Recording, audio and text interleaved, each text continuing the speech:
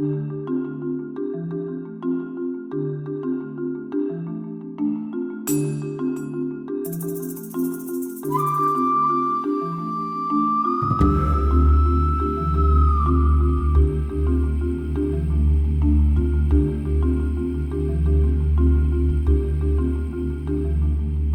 up, everybody? This is Keeping It Real Fishing, and this mess that we see in front of us here, this is going to be the composition of what I'm about to talk to you about. This is part 2 of the Sony HDR-AS15 review.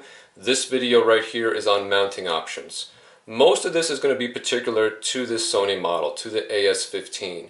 Also the HDR-AS10. Those are one and the same dimensionally. The only difference is Wi-Fi. So if you have either one of those, everything I say here will apply.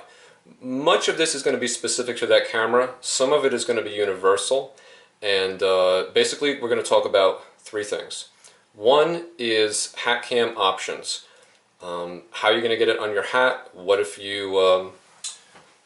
there are the actual official hat cams, okay, but what if you want to put it on your own hat? What's that bolt that you have to use and how you're going to make it stay put? I'll show you how to do that. The other thing we're going to talk about are some of the case options. Here's the official Sony case. Much of the time I elect not to use this. I went with this contraption here, which I kind of pieced together from some parts that I found. I'm going to show you what those parts are, where to find them, and how you put it all together. It's going to give you some options in terms of recording. I'll show you what the benefits are of that. Secondly, is going to be filming underwater. Pretty straightforward, right? You have a waterproof case.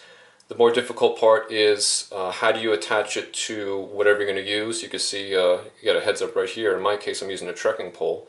But we want a system there, right? We want a system to keep it secure.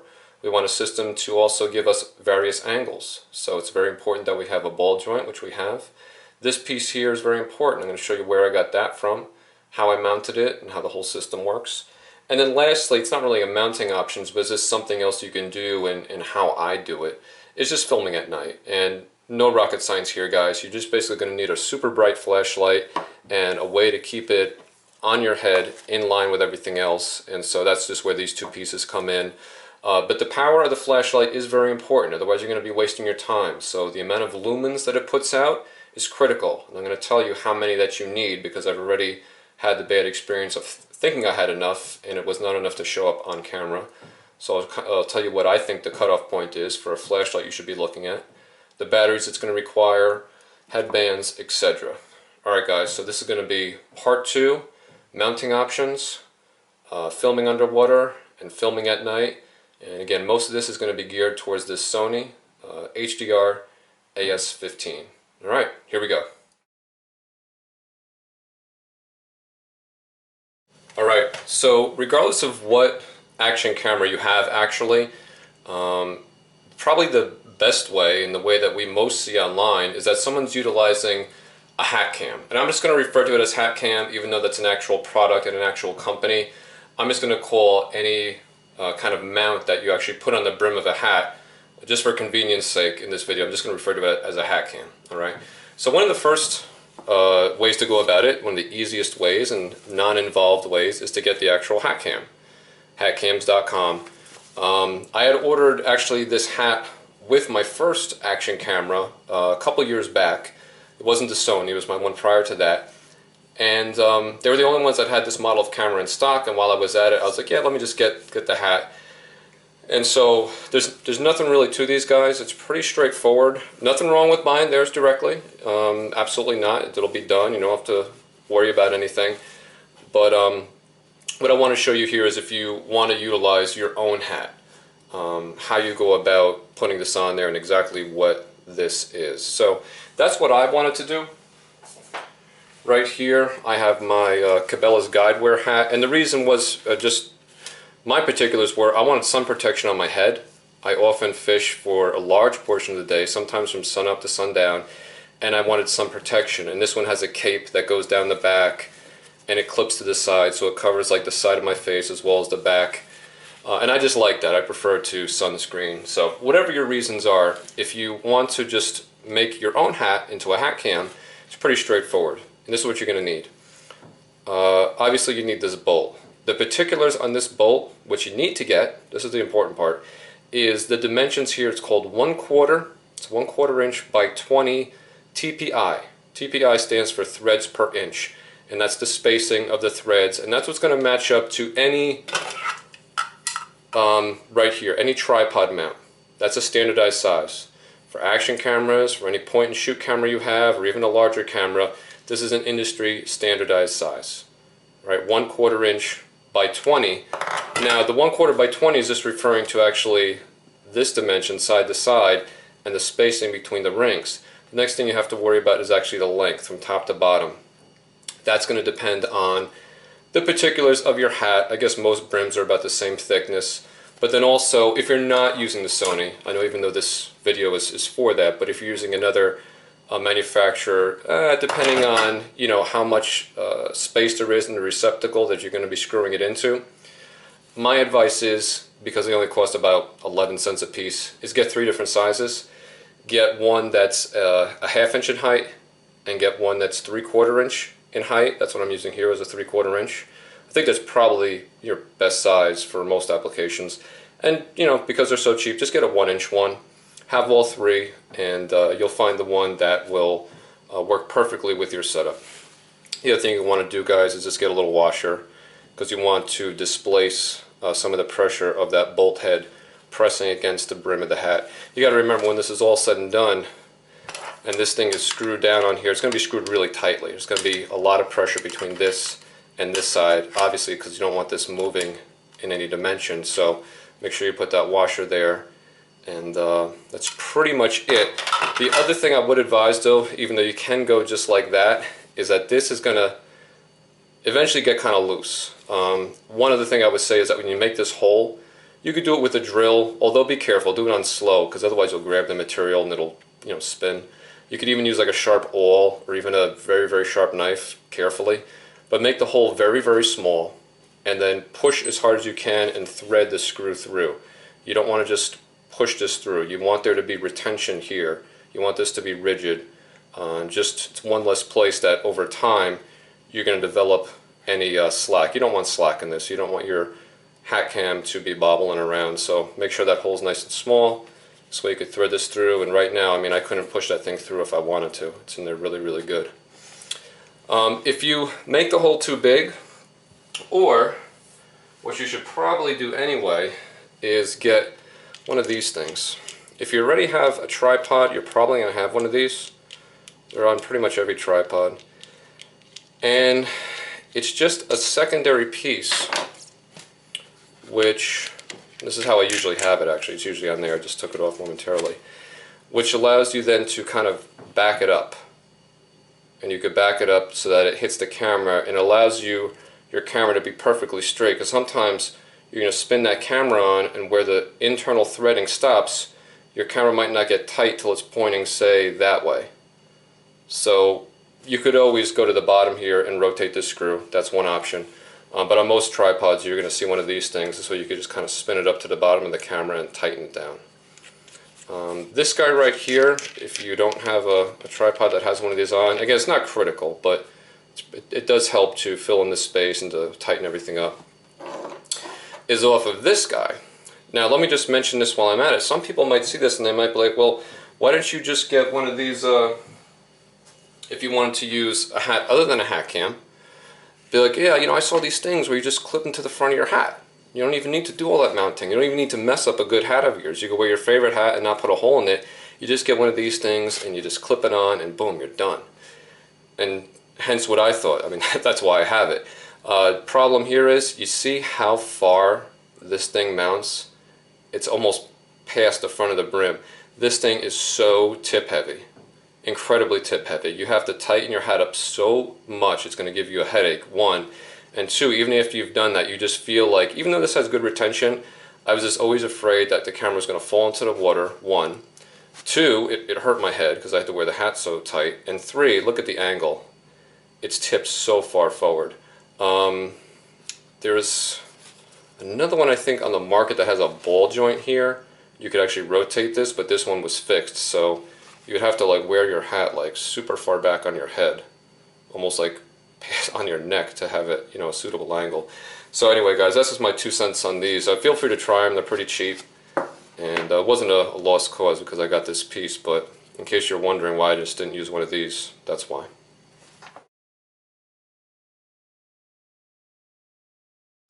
Alright, so you've got your favorite hat and you've turned it into a hat cam.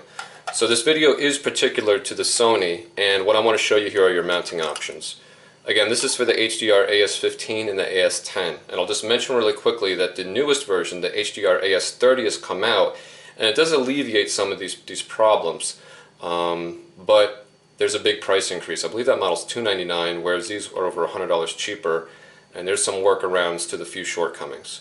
So you can use the factory Sony hardware. You could just take your camera and plop it in there and then close it up.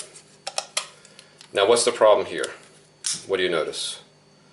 Well, I probably should have showed you beforehand, but where's your microphone input? Right there.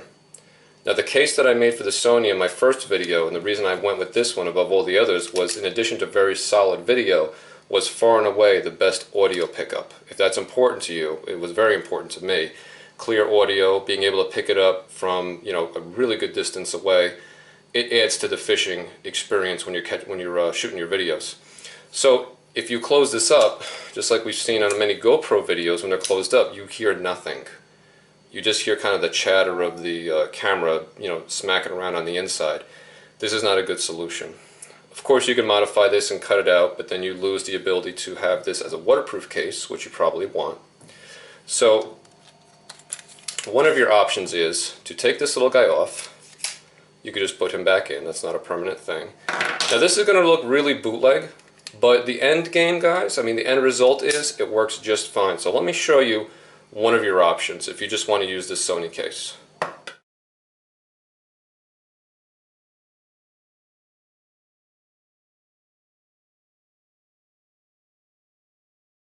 Alright, one of your options is to basically just take a couple rubber bands and put them in front here so this thing doesn't slide out, which it will slide out. There's nothing retaining it in there. If you lean forward, it will slide. There's a couple pieces of foam so it doesn't knock around or pick up any sound like that, but not enough retention such that it won't fall out. So what I'll do sometimes is just get a couple rubber bands, and always a couple. I'll never trust it to just one. I usually put on 2 or 3 and put it like this. And I use this mount here for when it's actually raining but not super hard. Even though there's no real dedicated hood here, it's like not much to it at all. If it's raining hard for some reason, even on windy days, I find that the rain just doesn't really get on the lens or in here. I've had it out in like 3 or 4 rainstorms now, and it doesn't make sense to me, but just the way I wear it, I'm probably tilting a little bit forward, but it seems like everything gets wet. Obviously the case gets wet, but the lens and everything stays pretty clear. So in the rain, this is my setup. Alright. Another thing you could do here is you could take foam. If it's a very windy day, this is my cure for wind, is you take foam. Now there's 2 types of foam out there. There's kind of like this packing foam, which you see is really porous, and that doesn't work so well because it's very porous. The wind has enough channels to be able to get through semi-effectively. You want the foam that's kind of like really soft foam. I'm not sure where I got this from, but you know, just like soft stuff that'd be like in a car seat or something like that. And you can see it's much, the holes there are much more tightly bound. And you could just put this here in front of those speakers. And if it's a super windy day, this will help to alleviate that incredibly. I know it looks really ghetto, just a piece of foam and a rubber band, but the end result, I mean your result that you'll put to YouTube or that you're going to show, nobody knows how you're shooting it. That you want to get the best quality experience, and so forget about how it looks. The end result is this will help you with the wind stuff tremendously. It's, you know, you could probably find this somewhere. All this stuff is cheap, just rubber bands or whatever. And so that's one of your options, because the Sony does have this thread on bottom. You can mount this directly to your hat. And yeah, and this is what I use when it's raining pretty darn hard, and it just seems to protect it. Again, I'm not sure exactly why. So let me show you the option though that I use most of the time when it's not raining.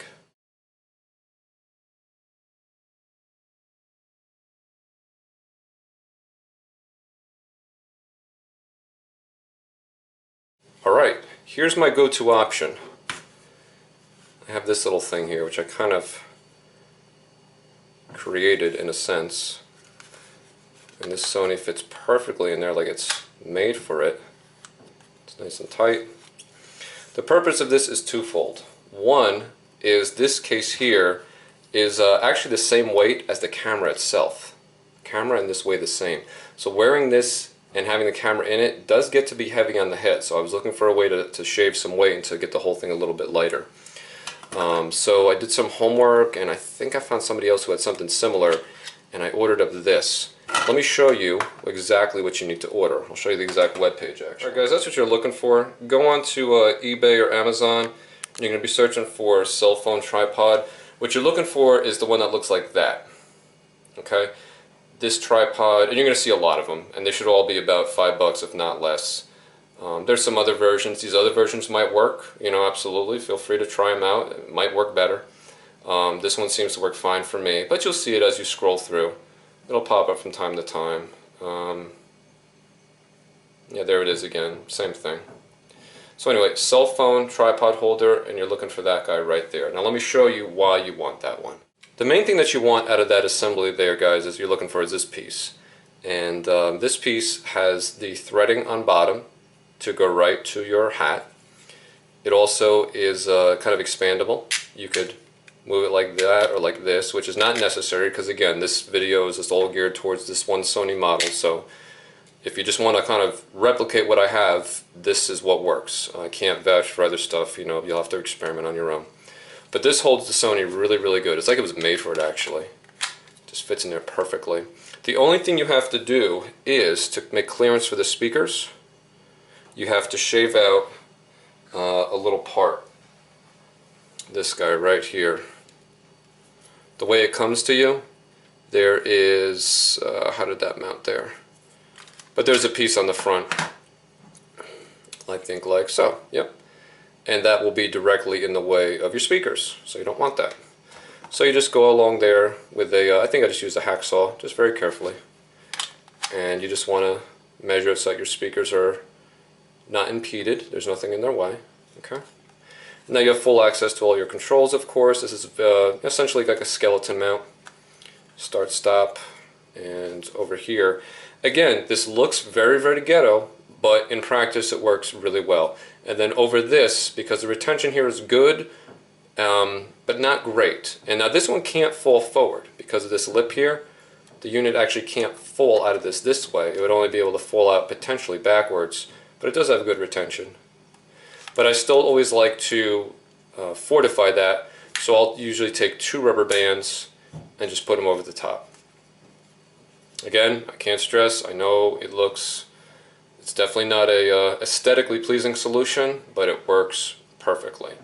And so the deal with this skeleton mount here, again everybody, is that you're going to save a lot of weight as opposed to using this, so it's going to feel a lot lighter on your head.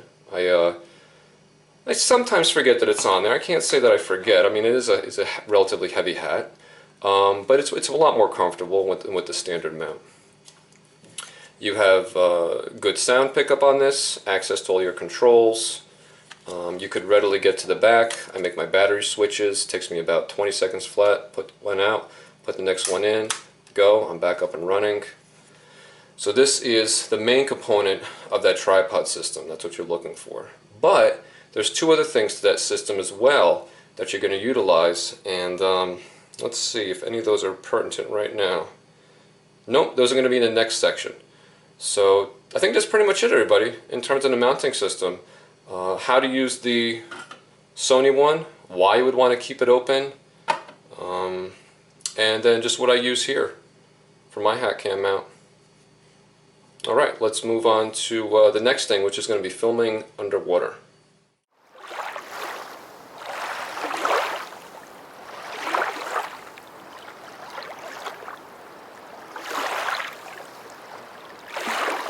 So you want to do some filming underwater. It's pretty cool.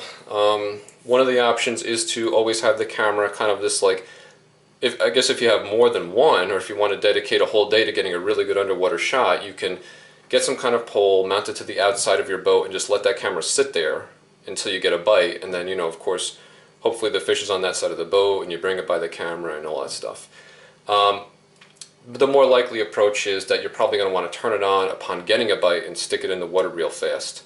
So if it's on the hat, you're not going to be able to do that. So what I'll do is, again, if you have a few of these things, you can get some cool angles and make your video start to look a little bit more professional, like you have cameras all over the place.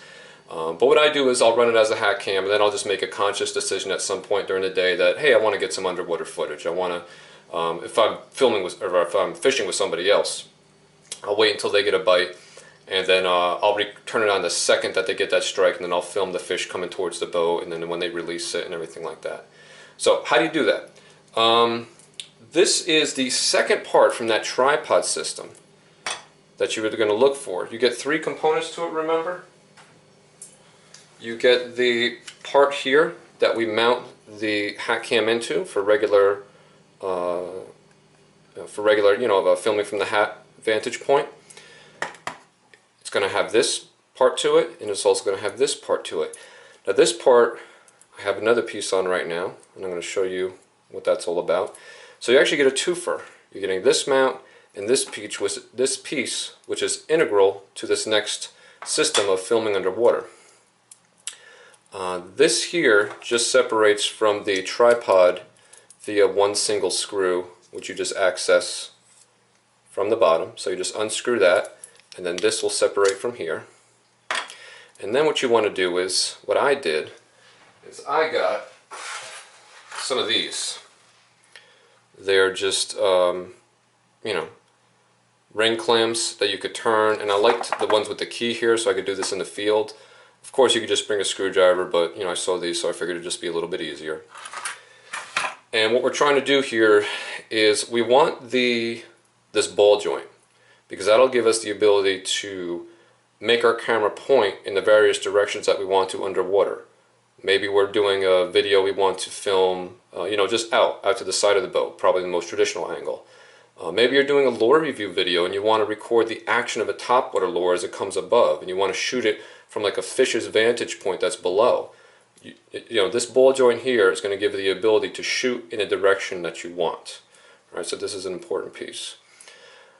So what you need to do though is just get this piece onto a pole, onto something that you're going to be able to stick in the water, and that's where this comes in. Again, you could use any type of hose clamp here, but I found these just to be kind of easy. You want to open up the space between any one of these, okay? So I kind of drilled that out a little bit to make it more open, and then I put a screw through it into the opening. This is already threaded. That's where this came from. And so that exists there. That screw right now is going into an existing hole that was part of it. All I did was open this up a little bit so I can get the screw through it, and that allows me to mount this hose clamp to this assembly, and as you can see, that screw is recessed, which is good. The last part, and now you can mount this to anything, guys. I'll just show you what I did. I used actually a trekking pole. I do a lot of backpacking as well, and this was a really super lightweight carbon trekking pole, and it kind of just it's compact here. It's about like 18 inches, and then when I put it all together, it's about, I don't know what it is, 3.5 feet long. Whatever you want to use. I would just caution you though from going too long. Some people might think like, oh, I want to have like a 10-foot pole so I could record the fish swimming away. The further the pole, the more slop you're going to get, no matter how still you try to be, one. And two, I sometimes, even with this short pole, I think I am getting a certain vantage point, a certain point of view, and then when I review it, I realize that, oh, I was shooting too low or I was shooting too high. If you have a really, really long pole, you might think that you're shooting straight in line with what you're trying to record, and you're probably not. So I would kind of say don't worry about getting a really long pole. Just something to get down into the water a little bit. Maybe anywhere between 4 and 5 feet, something like that. And then the rest is here is pretty straightforward, guys. You're just going to take this or whatever your apparatus is. I got a little electrical tape on here to give it some cushion, and then you're just going to cinch it down.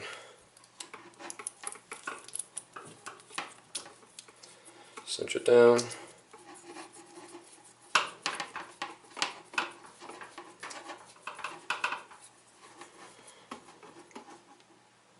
Ta-da! This one here loosens the ball joint. So now we can move this.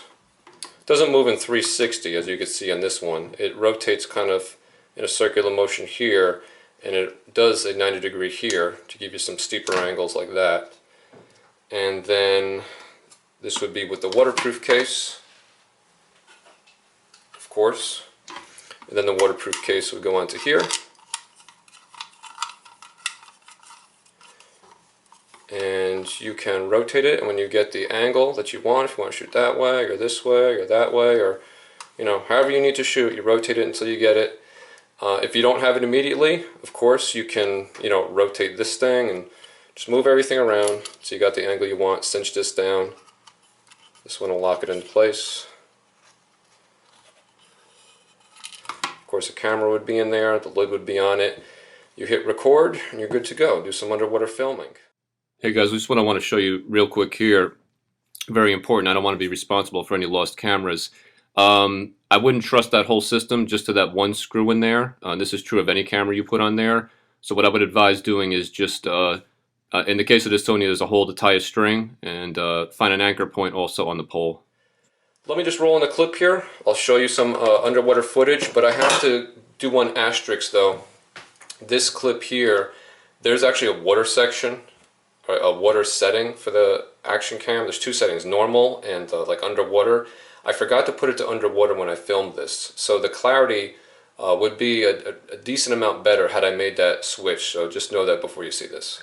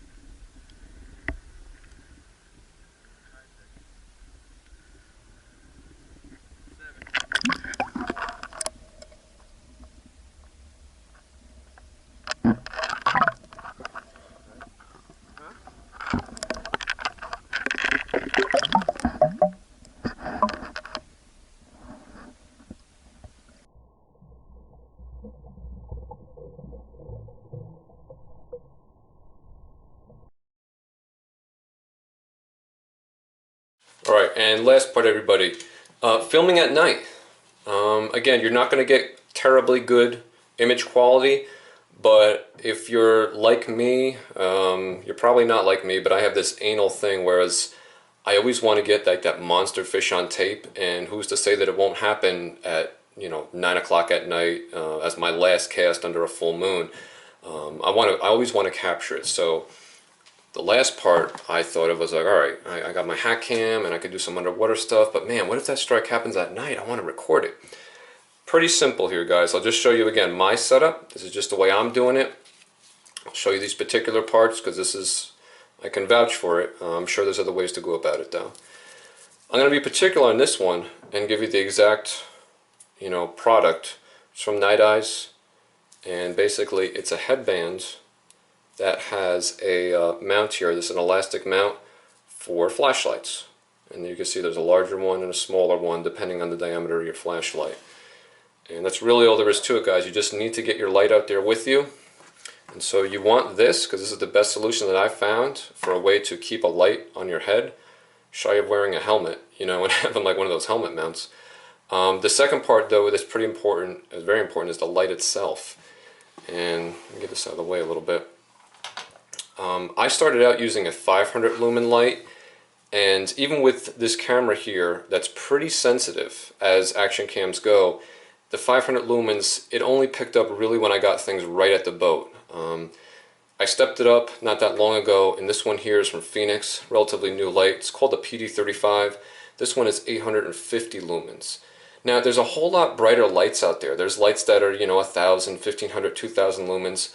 The problem is that you need this small form factor. You need it to be light, and you need it to be of a certain diameter. Otherwise, how are you going to have it on your head and working in sync with where the camera is looking? So you are kind of limited to these shape and these size flashlights. This is one of the brighter ones that I've found so far. There's a couple that are teetering on 1,000 lumens. I'm sure in the next year or two, as there's more and more advancements in LEDs, we'll see them bump up even higher. But as of right now, I would say look for something over 500. Don't do 500. Look for something in that 7, 8, 900 lumen range. Looking in that range, you're going to be utilizing, all lights in that range are going to utilize these proprietary batteries. These are 18650s. They're lithium ions. It's what allows this small battery to be so light, or actually to have so much light in such a small package. There's a lot of juice in there. It's 3.7 volts. It's pretty powerful stuff. So choose your light as you will, but just make sure it's this kind of small size. Remember, you're going to be wearing it on your head if you want to do this night filming thing. And then, of course, just stick it in here. And this is a really good fit, actually. That's it. Okay. And then the whole assembly, I have this sized so that when this is on my head, this will go around and the whole assembly will stay on my head very, very securely. It's a little tight, but I usually don't fish that long at night, maybe an hour or two into the night, unless I'm intentionally going night fishing. But yeah, you can get this sized on any hat so that this whole assembly, headband over hat, will fit very, very well. And I'm going to show you some footage right now, some night filming. You'll see how that looks in practice. But basically, you'll be looking around, and everywhere you look, of course, the light will be shining, and you'll be all set to catch, to get some video of that trophy nighttime bass.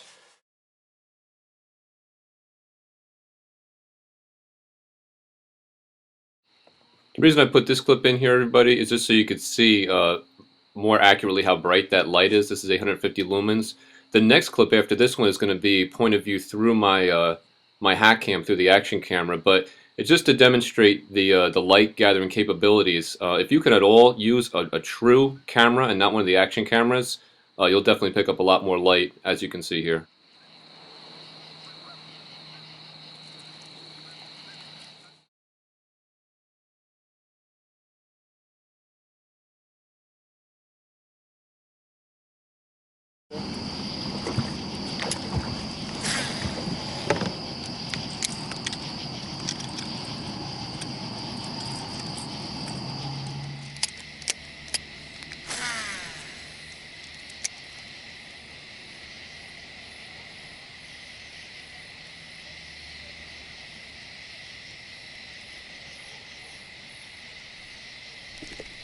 Fish on!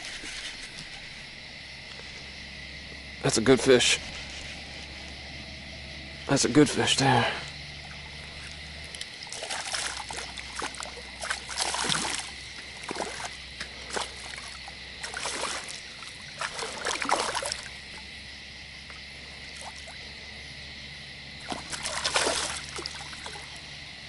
Another nice fish, really coming alive at night tonight. That was almost back-to-back cast right there.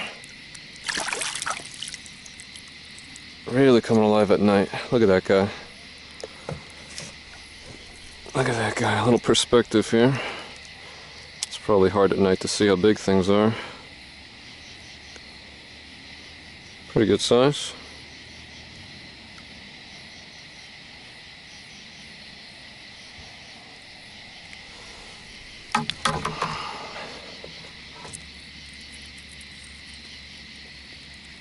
Killing this bluegill Z-Man chatterbait. I got a Mega Strike natural colored grub on there. Loving it. Nice.